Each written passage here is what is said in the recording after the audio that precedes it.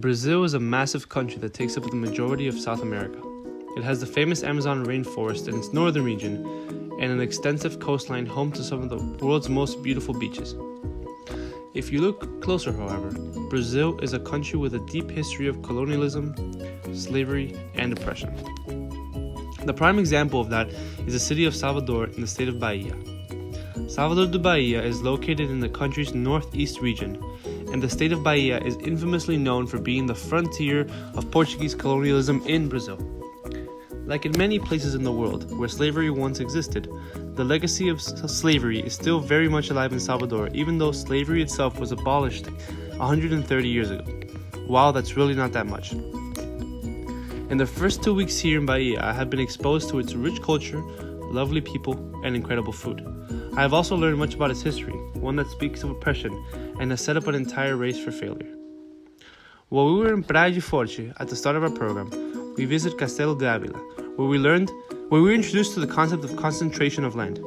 We learned that most of Brazil's land was occupied by wealthy families. This created a systematic oppression of the black and the poor by limiting access to resources. We learned that unlike in the United States, Brazil did not have legal or de jure segregation, but it did in fact have de facto segregation. The result was that the relationship between people and spaces has always been dictated by race, and the sad reality was that in white places, blacks simply did not belong. To start off, I want to talk about Pelourinho, the historic center of Salvador. I visited Pelourinho a week ago and was charmed by the colorful buildings and the beautiful view of the coast. The museums expressed beautiful artwork, impressive historical pieces, and even sentimental outcries for the end of police violence towards black youth. In the main plaza, there's a beautiful sign that reads Salvador in big colorful letters, a must-stop for tourists looking to snap a pic.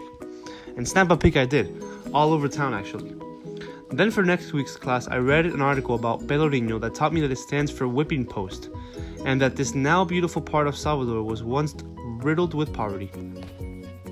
In class, we talked about the commercialization of Africanness in Salvador and how the black experience, its history and culture, is sold off as exotic for the appeal of the curious white tourist.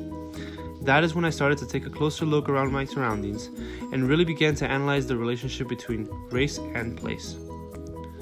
My homestay is located in the neighborhood Amaralina, a small community right in between Rio Vermelho and Pichuba.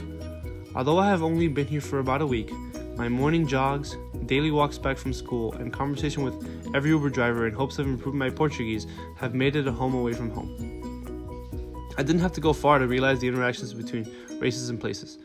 Just right here is a gym in which my white host sister goes to. It has machines for cardio and weights and costs nearly 200 reais a month. 2 blocks away, right by the beach, there's a sandbox with wooden workout benches, pull-up bars, and weights made out of concrete. It's free for the public to use. Known between my roommates and I as the Natural Gym, we're the only 2 white people working out there. As I turn west and head towards Rio Vermelho on my morning jogs, I pass by 2 different types of people that are at the beach. There are the white couples enjoying a nice stroll and a morning session of Pilates, and the black men climbed up on these rocks with old fishing rods, trying to catch a fish to make a living, or even just make a meal. When I'm on my way to school, the Uber driver always passes by Avenida Oceanica.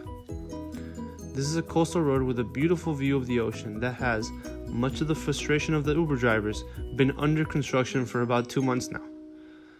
Every single worker that works on the road is black. My classes are right here at FISBA, and next door there are some amazing restaurants that serve great food, from tapioca to muqueca, and all the food that is being prepared is served by black hands. It is not eaten by black mouths though. Most of the students I have seen in FISBA are white, and nearly all the young students I see in the Colegio ISBA across the street are all white as well. Over the past 2 days, we have been watching the World Cup semifinals at Plaza in Rio Vermelho. In our walk over there, I passed by the same construction workers and even more black fishermen. Next to FISBA on the same walk, I pass by this CrossFit gym and I look up and see an advertisement for the gym with a skinny white girl modeling with some weights. I know that this is definitely more than 200 reais a month, and surely those black fishermen won't be able to join that gym. When I get to the plaza to watch the game, there is a beautiful view of the ocean, and overlooking the bars is the grandiose Grand Tulip Hotel with all its white guests. The plaza has 3 restaurants next to each other with 6 flat-screen TVs and over 200 seats for everyone to go enjoy carne de sol and caipirinhas. However, I noticed that all the cooks and all the waitresses were black. And not to mention all the people lined up to buy the famous and delicious acarajé from the Baiana women were, you guessed it, white. On my walk back from home though, I saw a heartwarming sight of a group of black men playing dominoes in the street corner of the neighborhood. Their sons and grandchildren playing soccer against a wall right next to them. This was their place, and I'm positive that they loved it. Those are just some of the interactions that I have noticed between race and place, and I have only been here for a week and hardly ventured out past Amaralina and Rio Vermelho. The main point to note is that while there is obviously no law or no demand that black people can be segregated from certain places, it just seems to naturally happen. Schools, places of luxury, commodity, and comfort belong to white people. Labor, necessity, and service belong to black people. Places the interaction between a physical space and the people that abide within that space. Places are important pieces of cultural development, political mobilization, and feelings of citizenship. I can only hope that these places that now belong to black people aren't once again gentrified, like the Natural Gym, the Domino Alley, and Pelourinho.